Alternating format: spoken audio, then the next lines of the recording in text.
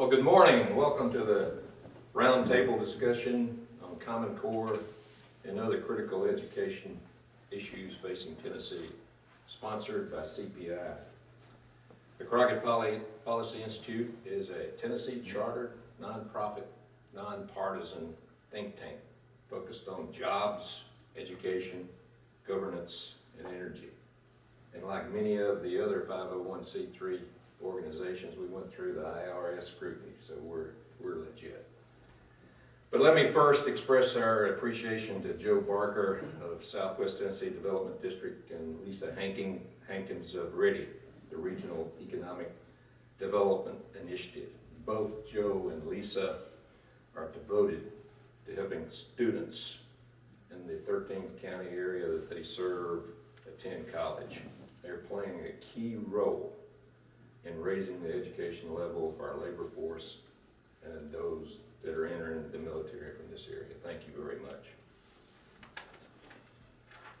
Education is at the forefront of issues the Tennessee legislature will take up in this session. Bills are expected that will deal with charter schools, vouchers, and the continuing implementation of Common Core. Improving the educational level of Tennessee's K through 12 students is imperative. Tennessee graduates are simply not performing at the level necessary to compete in the global economy. And even more disturbing for those of us involved with national security is the threat posed by the shrinking pool of qualified applicants for service in the military. This morning, our primary focus will be on Common Core. Tennessee is in the third year of implementing Common Core standards in math and English. We are joining 44 other states that have come together to establish these common standards. Opposition to Common Core has grown from both sides of the political spectrum. On the left, from concerns about teacher evaluations, and from the right, from fears of federal government overreach. Today, our panel is composed of a state legislature and educational professionals. Before I introduce them, let me set the ground rules. I will ask each of the panelists a series of questions, and this will go on for about 45 minutes. At the end, we'll have some opportunity for summation and then a closing remarks. Now let me introduce our panel. Ms. Lou Newble is a retired professional educator with 32 years of teaching and administration experience. Her last assignment was as the principal of Dyersburg Intermediate School. She's a graduate of the University of Tennessee at Martin with a bachelor's in elementary education and a master's in curriculum and instruction. And she was awarded a certificate of administration from Freed-Hardeman University. Craig Fitzhugh is a state representative and graduated from UT Knoxville. He served in the United States Air Force. He's chairman and CEO of the Bank of Ripley, and he represents the 82nd District. He's also the House Minority Leader. Dan Black is superintendent of schools for the Bradford Special School District. He has over 40 years in Tennessee education, serving as a teacher, a coach, a vice principal, and a superintendent. He's a former president of the Tennessee Principal Study Council, and he's the president of the Tennessee Secondary School Athletic Association. And growing up, he was at Murray City and I was at Crockett Mills, and I spent a lot of my time on the basketball court trying to keep him from scoring his 38-point average. Dr. Jared Bigham is a former executive director and current member of the Tennessee Rural Education Association. He's a former supervising principal of the Copper Basin Schools in Polk County, Tennessee. He received a master's in curriculum and instruction from the University of Tennessee and a doctorate in educational leadership from Liberty University. Jared has taught elementary language arts and middle school science. He's a director of college and career readiness for SCORE, the state collaborative on reforming education. Thank you all for being here today. right into the questions. And we'll start off with you, Dr. Bingham. The first question is, how does Common Core standards tie into the governor's Drive to 55 program? Well, you know, the goals of Drive to 55 are to make sure that 55% of Tennesseans either have a college degree or a certification or a 2-year degree to be more employable across our state. And right now, I think we're around 32 or 35% of Tennesseans that have a 4-year degree or an industry certification of some kind. The scary thing about that is that 80% of the jobs in Tennessee now require some kind of post-secondary training. And sometimes people get hung up on college and think, well, that's college degrees, but really it's not. Many of those jobs are just require some kind of industry certification or what we call stackable certificates, where people can go into, let's say, industrial trades and technology production, or even automotive production that require some kind of skill set beyond what they get in high school. So it's not that lofty a goal to have 55%. It's actually, under the circumstances of our current economic climate, it's pretty moderate, actually.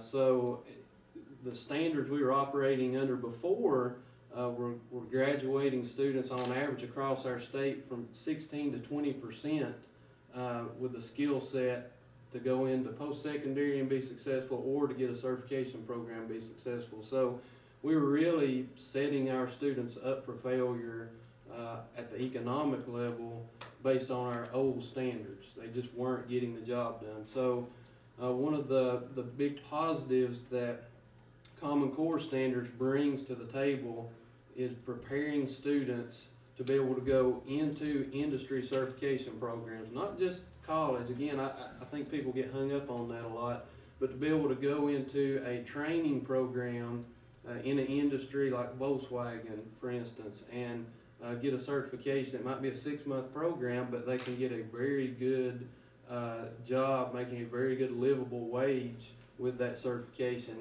And even 2 to 3 years ago, we were completely failing our high school graduates in this area. So the standards really promote that skill set that employers are looking for, that junior colleges and 4-year universities are looking for to be successful in both those tracks. And before, we were really relying on what I called a what type of standards. We were graduating students who had 13 years of what learning. You know, we would just fill in the blank, multiple choice, cram as much knowledge as we could into students and push them through the system. And now we're really making a concerted effort for students to know the how and the why behind the learning, and have critical thinking skills that employers are looking for. So I guess that's a long-winded way to say that if we're going to reach that goal of 55% of Tennesseans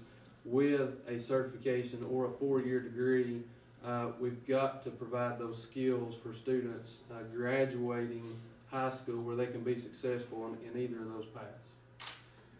Well, you know, you mentioned in there the importance of teachers and so forth, and I'd like to ask Ms. Newbold the next question. And again, you know, teachers for me hold a special place in my heart. My mother was a teacher, the first one in her family to go to college, and she imparted on my sister and myself the importance of education in meeting the requirements to have a successful life, and so really appreciate what teachers do. And my sister is also a teacher, so Lou, thanks for coming today. And what I'd like to ask you is, how do the teachers who are responsible for implementing Common Core feel about the program overall, and what would they like to see changed? Teachers overall feel that the Common Core has a great deal of advantages for our students. We realize, or teachers realize, as well as principals and administrators, realize that our students need more skills, and being able to give them those skills is a very difficult job at times. The thing about Common Core has been trying to get our teachers prepared. Not only do we need to prepare them for the teachers that are in the classrooms today, but also those teachers that are in college. The college prep courses also have to prepare those teachers for the Common Core and how they need to teach those and share those skills with the students. Change in education has historically been very slow. That's been because as students, we basically need to bring our children along. And what the main concern that teachers have today about Common Core is there's going to be a gap between what students were taught and how they were taught several years ago and how they're being taught today. Will those students be able to catch up, and will we be able to accelerate their learning at a point that they are all at the point they need to be in their grade level? One of the key people also in our education where they serve is the school administrators, and we've talked about Dan Black, who's been a very successful school superintendent. And I'd like to ask Dan, what burden do you see Common Core putting on districts, schools, and teachers? Well, I think we see that the standards are so much higher than what we've been accustomed to, and I think that our students can reach these standards, but to do that, it's going to require more time on task. It's going to require more remediation. It's going to require more technology. It's going to require better prepared teachers. And all these things, it's an expense. It's an expense to the state. It's an expense to all the school districts. Across the state, superintendents are in great support of Common Core. We think that it's a good thing. We need this. We need those higher standards.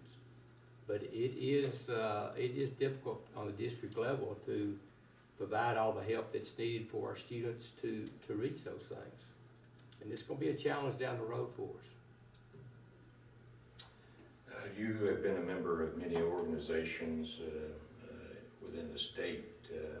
How are those organizations coming together, either in support or in opposition to Common Core?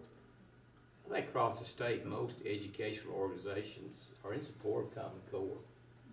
Again, I think we all agree we need to raise the bar. The Common Core standards are, of course, aligned with the ACT test. The ACT, of course, determines college readiness. It also determines acceptance into college, and we need to prepare our students for that. And that's what the Common Core is doing, and most groups support that. We've implemented very, very quickly. I think that's part of the concern a lot of people have, and how quick we've gone into it. But I think with educational people, Common Core, we believe to be a good thing. We could have probably done some things a little different to implement it that might have helped, but it's a good idea, and it's going to help the students in the state of Tennessee. Well, that leads right into a question I wanted to ask Representative Fitzhugh. You had a recent interview here at the Capitol, and during that interview you stated that Tennessee needed to slow down on Common Core implementation. Can you give us a little background about that and what actions that you were talking about? Thanks, Glad, and thanks for letting me join this panel of professionals here today. I've already learned something from sitting here no longer than we've been here, and thanks to Joe and Lisa they do a fine job in providing this venue today. And this is a great subject, and one that we in Tennessee have been talking about in one form or fashion for the last few years. You know, Tennessee has really been doing a lot of education reform, and for the past 8 or 10 years, and we've moved forward, and we've been recognized for that, and those things are certainly good. A couple of things that we have done haven't turned out so well, and I think we need to make sure we learn from those things that, maybe not because of the issue, but because of the implementation of the issue. And I'm speaking of teacher evaluations there. I think we got in a big hurry over that, and we've had some problems with it. We're working out, but we've lost some teachers as a result. We've lost some enthusiasm and education from those that really matter. That's the teachers, the administrators, and the pupils. So I hope that we don't make those same mistakes again. And I think, like I say, we're working toward it. But as Ms. Newell said, we've got this, we have this gap here, and we have a situation when you make changes in education.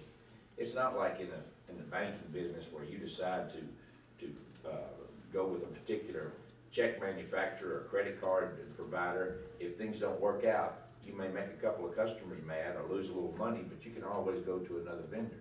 When you do things in pre-K through 12 education and they don't turn out, they affect a generation, or at least a class, or at least a year of students. So we have to be very careful when we do that. So I say all that to say, as far as Common Core, it's something that basically started in Tennessee with the diploma project, trying to make sure when we taught things and we measured things, they were apples to apples. In other words, it just wasn't between how students were doing in Dyer County and Lauderdale County, but Dyer County and the state of Tennessee, or Dyer County and the Midwest, or Dyer County and the world.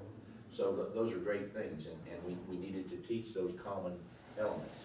And but it seems there was actually not a whole lot of stakeholder input on this, and now we've had training for teachers, and I understand it's going well, but it's difficult, as the superintendent said. So when I said what we need to do is slow down, that's really what I meant. Not to change what we're doing, but possibly just make sure that we're implementing it the same. And the second part of that question would be some of the things that happen as a result of Common Core are changing from our TCAP testing to the PARC testing, which is a completely new and different type of test that's computer taken and computer generated. And we have some practical problems in school systems and individual schools with the ability for students to be comfortable with computers in that environment, a lack of computers and a lack of training, so that when they take that test, they feel comfortable with the methods that they have to use to take it. And then we have some problems with the ability, when all these schools take the test at the same time, whether we have the internet capability, whether bad things might happen to the internet that cause bad things to happen to the test. So it's just a situation. Let's make sure we've got all these right, and let's move deliberately, but don't have the same thing that happened with our teacher evaluations. I was reading not long ago about some of the comments that were being made by some of your fellow legislators, and I noticed one comment by Senator Nicely, I believe, of Strawberry Plains, and in his comments he said that he felt about Common Core the same way he did about communism. Can you go over a little bit about what kind of actions are being considered in terms of Common Core in the legislature? Well, my friend from Strawberry Plains has a knack about saying those type of things, but he does have I think what he meant was that he's concerned about it from that perspective as well, and that's the problem. This was something that was adopted by governors and others throughout the country, but we've never really looked at it, as I know, by the legislature, by the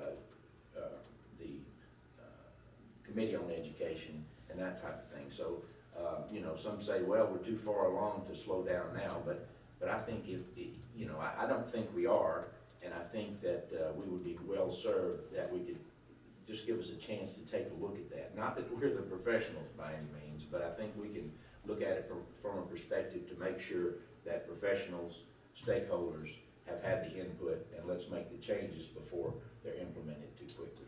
Let me pull the string a little bit more on that. What kind of legislation are we talking about? What is the legislature considering in terms of bills and all that would impact Common Core? Well, I think there may be a couple of bills out there that want to do some substantive changes, but the gist I get of those that have some concerns about it, it's just a matter of slowing it down a little. You know, we're, again, not the professionals, and Tennessee has, of course, bought into the idea that we do need this common core of standards that we teach. But it's more or less, let's make sure we've got it right before we put it out there to the students. Dr. Bigham, there are a lot of people, not only within Tennessee, but outside Tennessee that are interested in Common Core. As we indicated, 44, 45 states are implementing Common Core. You have a number of organizations with big names that are associated with it. For instance, the Gates, Bill and Melinda Gates are heavily involved in promoting it, and other education initiatives on reform.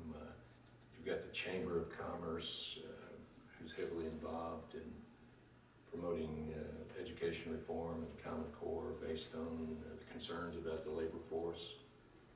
We've got economic development professionals here in Tennessee that are trying to recruit businesses to rural areas, and one of their big concerns is the level of education and skills that exist within the labor force. Can you comment a little bit about how this organization is coming together and how your organization is advocating for Common Core? That's a great question, because you do have pockets of resistance to Common Core from both sides of the aisle. That's what's probably unique about Common Core from a lot of other maybe challenges we've experienced in education before in our state, is that it's not one side or the other from a political viewpoint, but it's pockets scattered amongst both sides of the political aisle, and you find that to one extreme it's about federal overreach and concerns with that some folks have, and then the other extreme you have concerns over the challenges that educators face in implementing this, and challenges students face that because change is difficult, especially positive change, and I think most people would agree that things worthwhile for students and just humanity as a whole are oftentimes challenging, and if it's worth having, it's usually it's going to take a little bit of struggle at the beginning. So when you look at the kind of the political football this has turned into, that you often find that the conversation never steers to the standards themselves. It's about maybe the auspice of how the standards came about, that some people don't like the fact that the federal government approves of it. There was no federal involvement in the creation of it, but the Federal Department of Education often loves to tout the fact that we have the Common Core out there, and that's perceived by many people as the federal government's role in helping implement Common Core. I really wish that the Secretary Duncan and President Obama would just not want to help take credit for Common Core, and I think that would help from the political aspect of folks that get upset and have concerns over, because this really was a state-led grassroots movement of governors and chief education officers for each state that said, look, we can't compare apples to apples right now, because Tennessee's saying that their kids are college and career ready, and in Kansas we're saying our kids are college and career ready, but we've got different standards and we're teaching them at different times. So really Common Core just levels the playing field with a minimum expectation at each grade level. And when you focus on that and you focus on the standards, you find that there's very little conversation about that. And when we had the Senate ed hearings back in September, we literally read the standards line by line in English and math, and asked folks, okay, if you have a problem with one of these standards, please point it out. We're going to read them. all the way through, and I sat through the whole monotony of it for 2 days, and no one could point to a standard they had a problem with. The questions always came back to kind of a more political mindset of, where did these standards come from, or why do we want to implement something that 44 other states are doing? So if you dig deep enough and you look at the dialogue that's going on, you rarely find any problems from either groups from these standards. So from an advocacy point, that's where we focus our attention, is what's best for students. Why are these standards going to improve economic growth and give our students more opportunities when they leave high school? And that's the questions we should always ask, not if we keep turning back to the political side of it, we lose focus of the students instantly. So that's our view, is what's best for Tennessee students and what's going to continue to push the needle for economic growth in our state. I had the opportunity, as we've been at CPI looking into this subject, to review the standards and look at the paperwork. And as I was reviewing it, I saw in there where there was a clear statement, is, we want to be able, as we discover the need to change the standards, what kind of processes are going to be in place to do that? To change the Tennessee's Common Core standards? Well, you can add 15% to the current standards, because again, these are minimum expectations. Now, when people hear minimum, they often think lower sometimes, but these standards are so far and above what we had in Tennessee that it's almost laughable. And when you look back, and a lot of times I call it education malpractice we were doing in this state for our students before we adopted Common Core, and as Representative Fitzhugh said, the diploma project was really the first step in trying to help our students. So, that you can add to them as a state. You can add 15% more to make it reflective of your state values or even your community values. If a local school system said we want to incorporate more of our local heritage into our the standards in math and English or whatever, they have the flexibility to do that, which opens the door to the next step is that the curriculum, the way these standards are taught, are completely a local decision, and it can be reflective of the local values of the community or the school district. So the standards are there for those minimum expectations we have for a student when they leave that grade level. How you do that, the resources you use, the textbooks you use, the instructional practices are left up to the district. You talk about the districts and the local schools, and here in West Tennessee, over the last couple of decades, we've had struggles about funding of schools, how rural schools would not be left behind in terms of funding. So I'd like to ask Dan this, particularly in regards to rural schools. How does Common Core differ from previous education reforms? And you mentioned in some of your other remarks about a lot of wants and needs and requirements, but no money. Are we seeing a little different situation here with this implementation? Well, it differs just from the standpoint, it is, the standards are just so much higher. It's a big jump. Right now, math-wise, our school system, we're teaching third graders the same math 3 years ago we were teaching the fifth and sixth graders. That's how the standard has changed, which is, very significant. And to do that, as I said earlier, you've got to have some remediation. You've got to have some students coming and getting some help to bring them to that standard, which in our school system, we have before school and after school tutoring, and that's an expense, but it's been successful. The last part of your question, can it work in rural schools? It can work. our school district at Bradford, we're probably 63 to 70% free reduced lunch. Our math scores last year on the TCAP, which is grades 3 through 8, were second best in the state of Tennessee. Williamson County was better.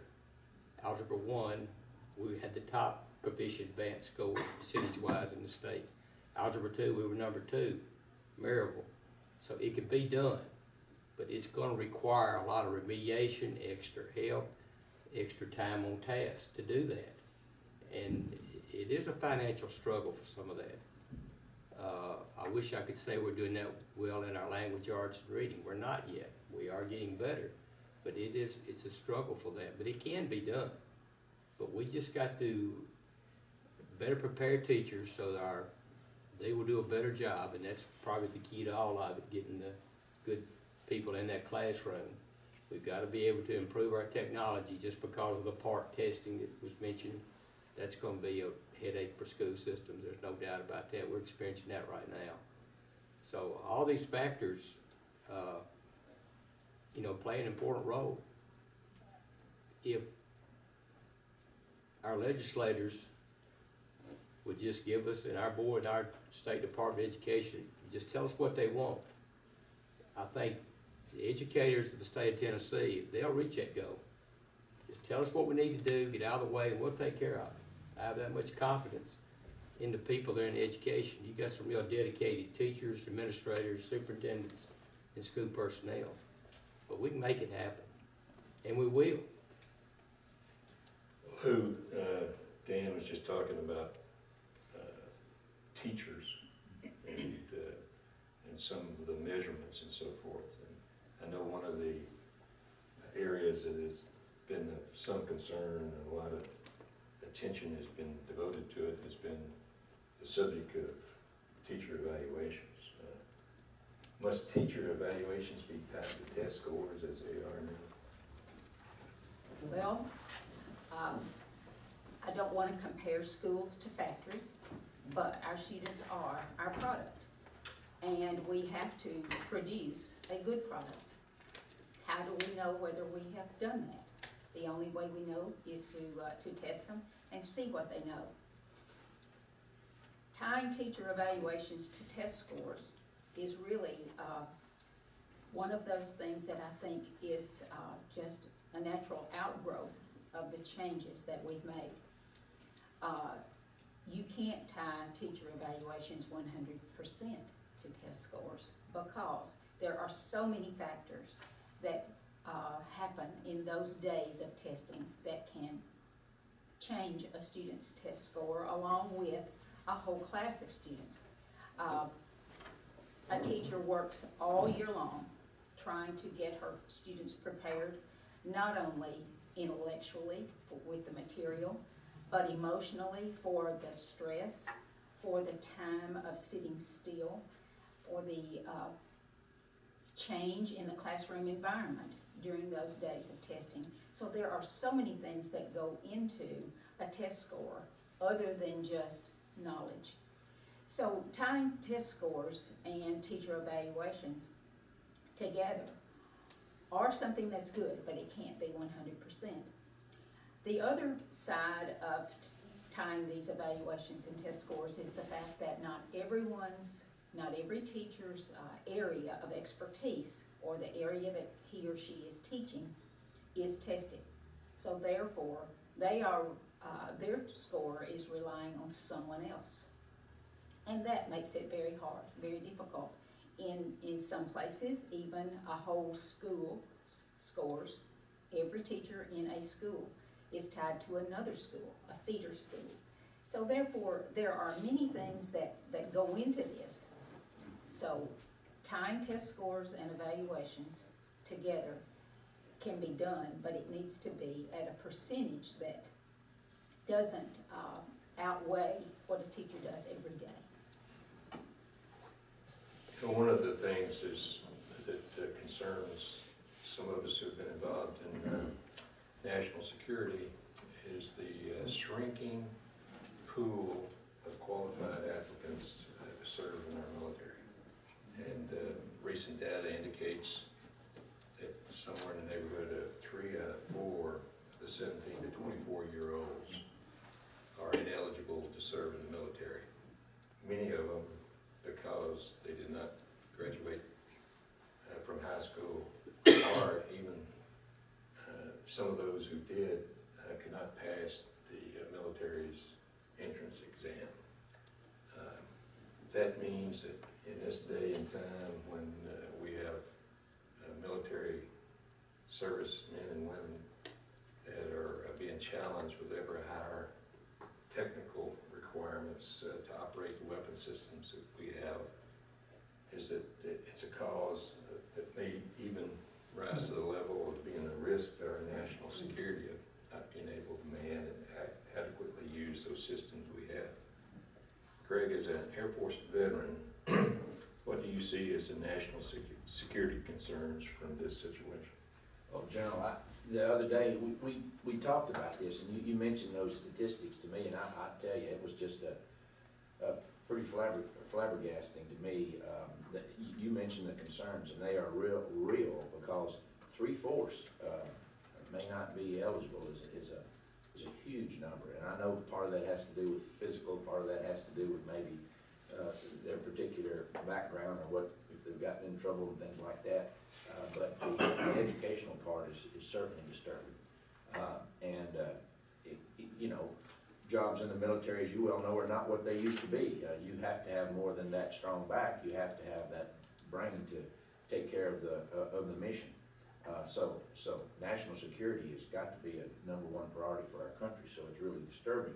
It's also disturbing because that's just an example for the other segments of our population. When I'm sure I hope it's not as high as 3/4, but a lot of people just aren't ready for their particular career for whatever reasons. And you know, that's what we all understand, and we all agree we've got to do better with. And I think that's why we're having these good discussions about things. We're moving, and we need to move. We can't sit still. So all in all, we're right about that. So yeah, that's a figure that people need to see and know about because I think they can certainly relate to that. Jared, getting in a little bit deeper on why. Why has it analyzing the knowledge and capabilities that are needed for success in today's workplace and setting standards for those tasks and telling teachers and students what those tasks are and evaluating them not only on how the students do but also the teachers. Why has it become so controversial in your view? I think there's a couple facets to that, and I'll step out of my professional role just a minute, just as a father. And you know, I've been blessed with a boy-girl twins. They're 10 years old. They're in 4th grade, and they were pretty bright kids, and were able to mainly because of good memorizers. They can memorize real well, so they always did great on the multiple choice test and fill in the blank stuff. And this year, under the 3rd full year of implementation, where they're really teachers are digging in and incorporating Common Core standards, I've seen them challenged like they've never been challenged before, and they've struggled with the standards and with the expectations that have been set for them because they're really being pushed to critically think before in a way that they never have. And so I remember very distinctly, you know, bringing your kids home from school and you always say, how'd your day go? And they say, fine, you know, that same old thing. And I remember I asked my son, I heard him in the back seat, so how'd your day go? And I heard him go, whew. And I knew something was going to be different. And he said, Daddy, I'm really getting tired of Miss Deal asking me why all day long. And but I loved it. I was like, yes, that's great. You know, I'm glad they're being pushed. So I can see from parents' perspective, they're really seeing their kids struggle a little bit and uncomfortable. But I think that's good that we've got to, if we're not pushing them just to the point where they're a little bit uncomfortable, then we're not pushing them far enough and we don't have high enough expectation. So from a parent side, I think that's where you're seeing a little bit of pushback. From an educator side, there has been a lot put on teachers and principals and superintendents with these new reforms and initiatives we've had in our state, but it's change that's worth the work, and it's worth the challenge, and it's worth getting out of our comfort zone. as a principal, I just left the Roval principal last June, so I was knee deep in this work for 3 years, and I know that it is very challenging. But it's when you see the results that we're starting to get, it's worth that challenge. So it's uncomfortable for educators, because anytime you're making really positive change, it's going to be a challenge. So I think that's where you're also seeing a little bit of pushback from these groups. And you, again, if you go back to the standards themselves and a lot of the talk we have from these different groups, you rarely hear the discussions around Common Core itself and the standard, or problems with the standards not being good.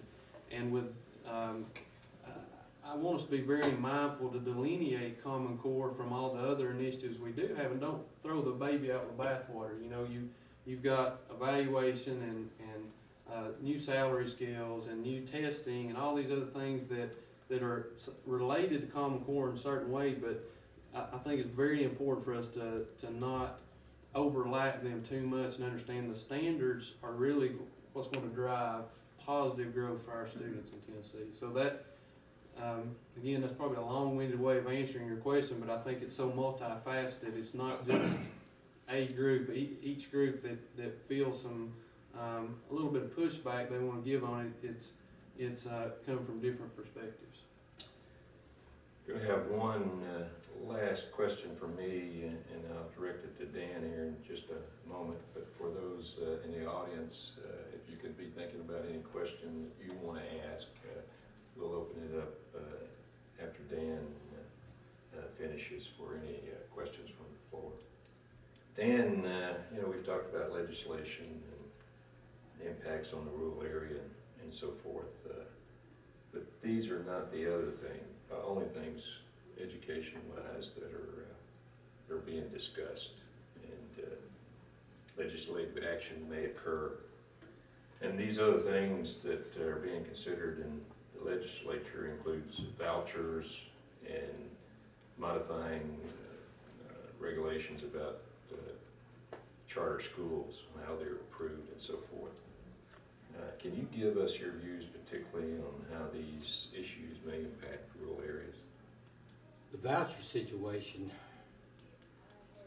as the law is written right now or being proposed, you're talking about only 5% of the worst 5% of the school districts would affect.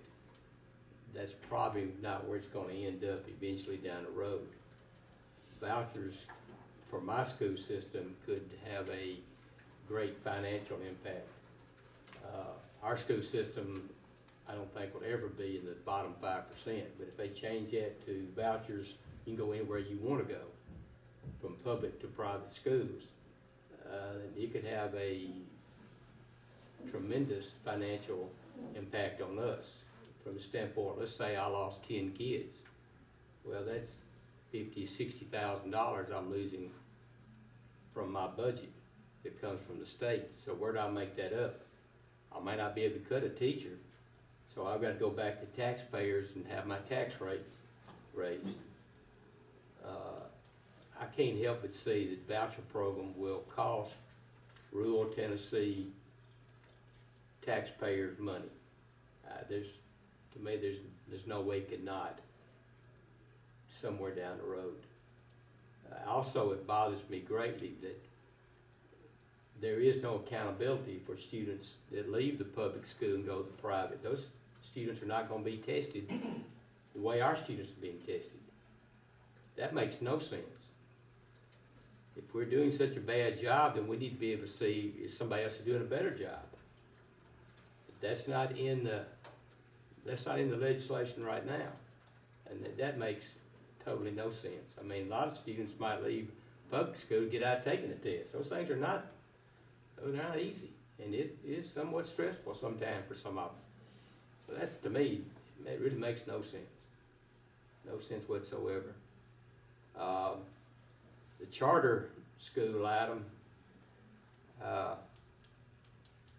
if the local school board wanted to develop a charter school, to me that would be up to them and they could do that. There are situations where that might be a good option for them. But as we see, that's changed. That's the way it started. Now, the State Board of Education decides that. Whether the school board wants it or not, somebody in Nashville's making that decision. They don't know really the parameters within that school district. And that shouldn't be. I don't think education should come into a profit-making business. I think that's a mistake, a bad mistake. And the sad part about it is charter schools across this nation, the data show they don't perform any better than public schools. It's kind of interesting that we're in a state where data is so important, but issues like this, we don't look at the data. It really doesn't make much, I don't understand it. A person deals with data every day, which school people have to, and now we're just throwing the data out the door. It doesn't make sense to me. Those issues are very serious for public schools in the state of Tennessee, and for rural schools in the state of Tennessee. It could have a significant impact on our funding situation. And it's going to be a definite impact on the taxpayers in West Tennessee. You can't keep from it. There's no way you can't. Somewhere down the road. So I think that's something, the people of the state need to understand. It's going to cost you money. I really foresee somewhere down the road the taxpayers in the Bradford Special School District will be paying more because of it. Thanks, Dan. Any questions from the floor before we wrap things up? Yes, sir. Dude, there are two questions that are sort of related. And it goes to the idea that Common Core is communism. Who wrote the standards? Who talked about the standards? Who actually drafted these standards? Do they come out of Washington? Do they come out of Nashville? Where do they come from? Jerry? I can answer that. It was actually a collaborative effort from people across many states, and Tennessee is actually represented very well in the design and in the feedback groups from parents and educators. This wasn't a cloak and dagger behind in some closeted room. This was a very open process where higher ed was involved, public school teachers were involved, parents were involved, and so it was an ongoing process too, where during the development that feedback was garnered from different stakeholder groups, so that this was something that was a collaborative effort led by the states. I think that's a very important piece to keep in mind, that federal government had no involvement whatsoever, and that's what it aggravates me at times, that they like to take credit for it. We're happy they're proud of us, but be proud silently. That would behoove all of us, I think.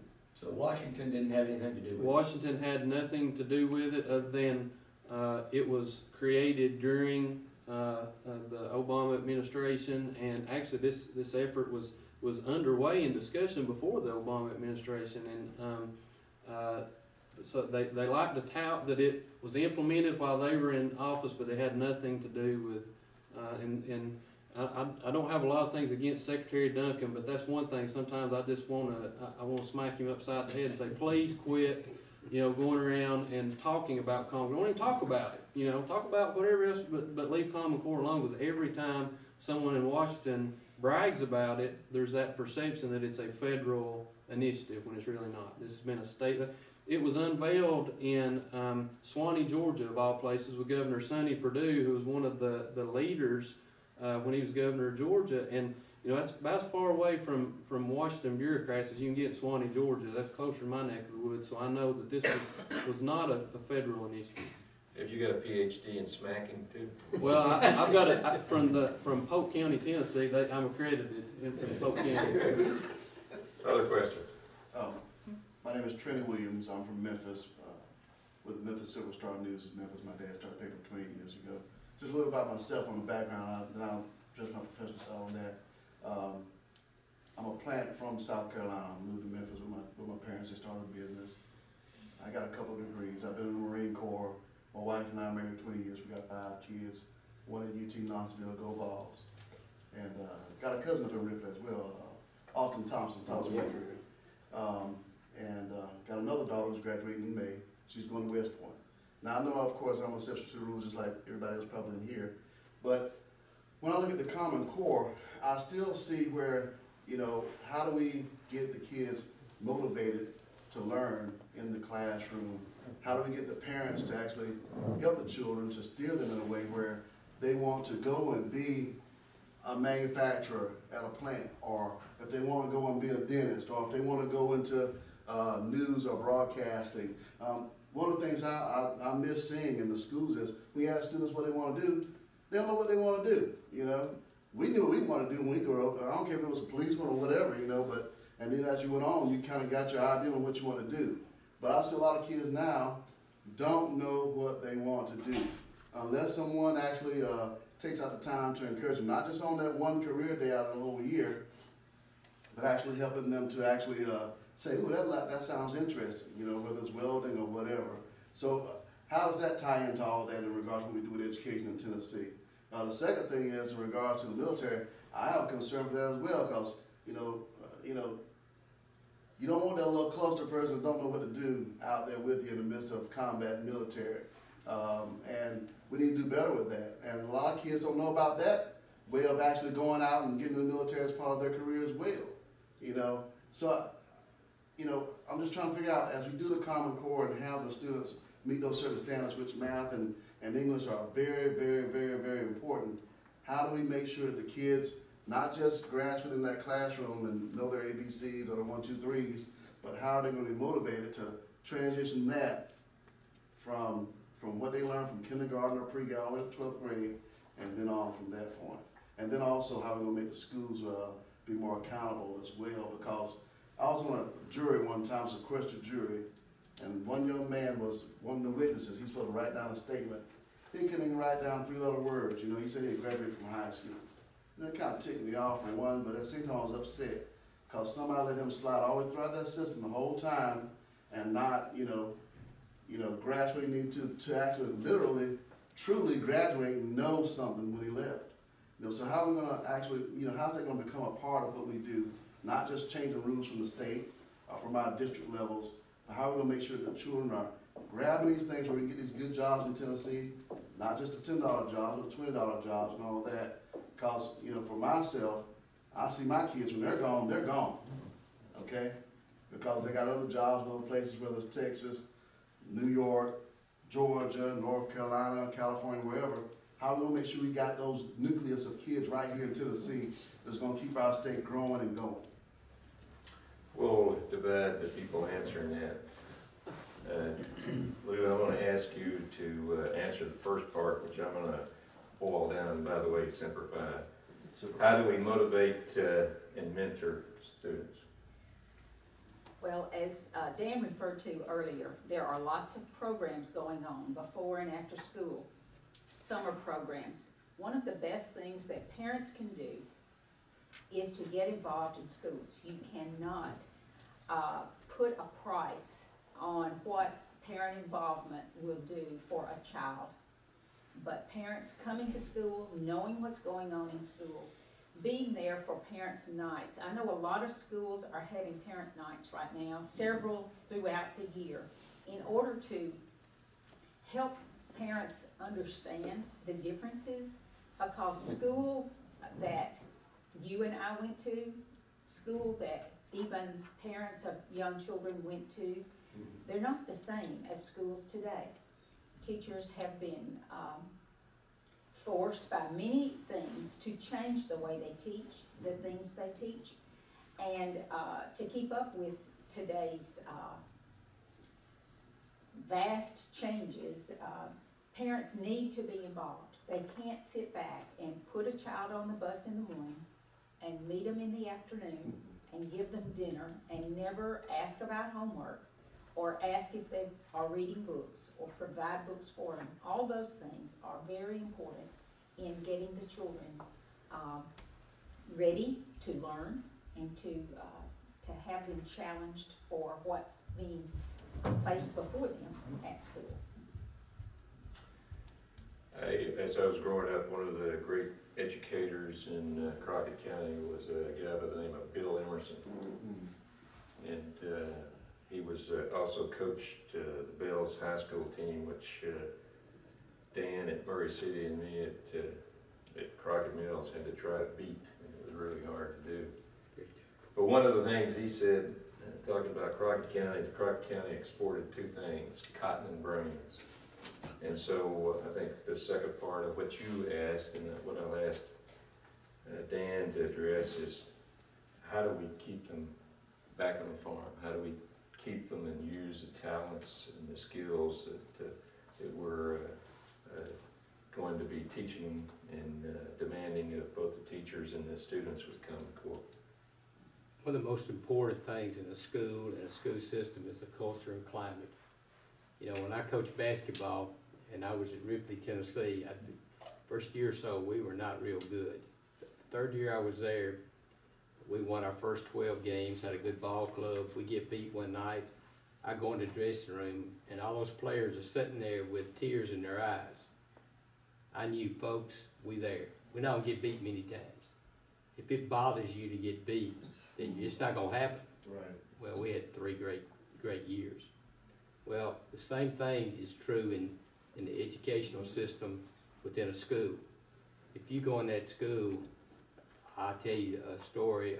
First day of school this year, I was in our hallway, and a young lady ran up to me and said, Mr. Black, I got my ACT score to 22. It was at 18 when she took it as a junior. Her senior year, she got it to 22. That was important. I mean, that was significant. But if you got people, it's amazing. You can go through our school right now.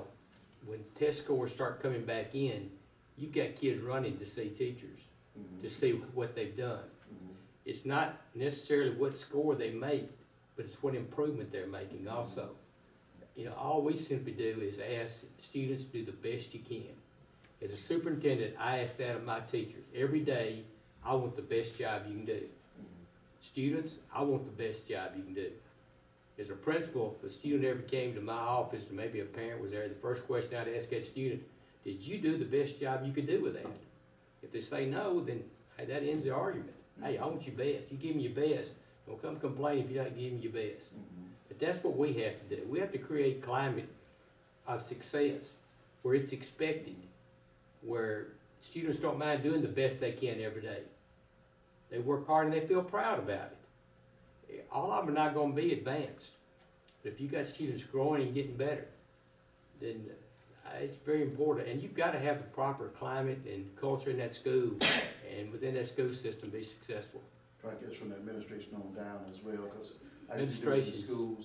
I myself, I mentor a few first graders in the midst of me having my 5 kids. I mentor a few, and I only see them like once a week, and sometimes every other week, and I only meet with them 15 to 20 minutes each, okay? These 3 boys in first grade, they were out cutting up, they were having fights, they were just going about what they were doing in the classroom, didn't want to learn, okay? Because I guess something wasn't clicking, all right? So I met with them. I always do one book I always read with everybody. I don't care if it's a student doing a GMAT or kindergarten.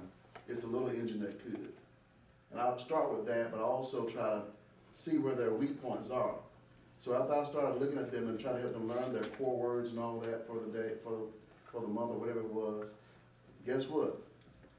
When they got their report cards a few weeks ago, all A's, 1C, all A's, 1B, you know, and that's why I asked about it in regards to what else can we do in regards to the core, Common Core is, how do we set how do we make sure that the teachers have what they need, the flexibility, but also encouraging them to say, hey, motivate the children, hey, mentor them, get some of these other parents to mentor them as well, or people out in the community, business owners, other parents, mentor these other kids that may not have that same advantage at home.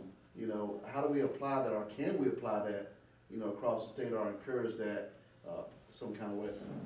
That's a good place to close on this. What we're going to do is after this is we'll allow one-on-one discussions as long as the panel members are able to attend. But I think that, you know, this discussion and the others that have been going on across the state, whether we're talking about in the legislature and little places like Bradford, Tennessee, all of it is pointing to an increase in the level of education here in Tennessee.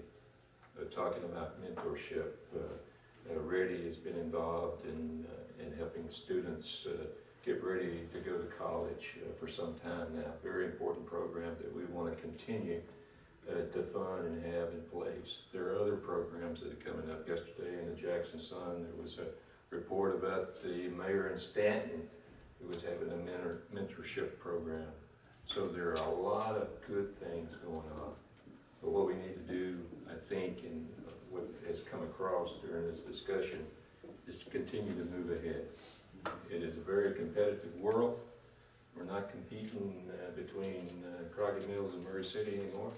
We're competing between Tennessee and China, the United States and the Ukraine.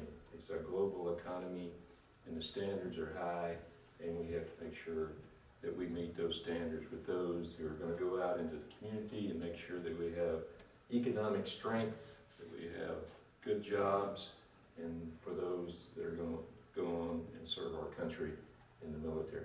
Thank you all for being here today, and thank you especially for the panel. If you would give them a round of applause. Thank you.